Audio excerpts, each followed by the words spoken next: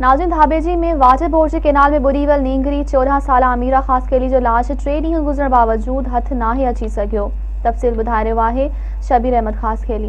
नाज़रीन, असां दाबेची में मौजूद आहियूं। दाबेची बिलाल नगर में जेकी सो हिते नींगरी हिते पैर तिरकण सबबि हिते तिरकी जेको सो हुनखे नाली में किरी वई आहे ऐं 3 ॾींहं मुकमल थी चुका आहिनि, पर नींगरी जो अञा ताईं लाश न मिलियो।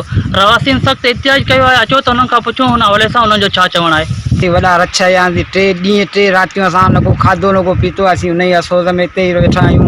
असां एतिरो कंदा ऑफिसर असां 2-2.5-3 कलाक असां मौज़लब कनि पाणी सुकाईंदासीं पंहिंजो लाश कढी सघूं था।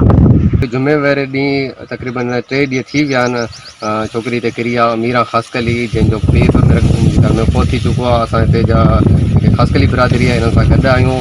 तक़रीबन 2-3 ॾींहंनि खां हे तमामु घणो परेशान आहिनि। वाटर बोर्ड जो जेके आला अमरदार आहिनि उहे अञा लड़ी ते कोन आया आहिनि। बाक़ी जेके हेठियूं तबिको आहे, लोअर तबिको आहे, उहे त हिननि जी हेल्प में आहिनि, पर उन्हनि जे वस खां ॻाल्हि ॿाहिरि आहे। हिननि जी अपील आहे MD वाटर बोर्ड खां ऐं साईं नासिर हुसैन शाह जेको बल्दिया जो वज़ीर आहे उन खां बि हिननि जी अपील आहे। असीं बि पाड़ेसरी जे तहत हिननि जे आवाज़ में आवाज़ मिलाए पुरज़ोर अपील था कयूं साईं नासिर हुसैन शाह खे ऐं MD वाटर बोर्ड खे त ख़ुदा रा हिन खे पाणी खे चंद कलाकनि जे लाइ बंदि कयो वञे, जीअं त हुन नींगरी जो हे लाश कढी सघनि। वेठा आहियूं त 55 कलाक थी विया आहिनि, तंहिं विच में असांजो लाश न मिली चुकियो आहे।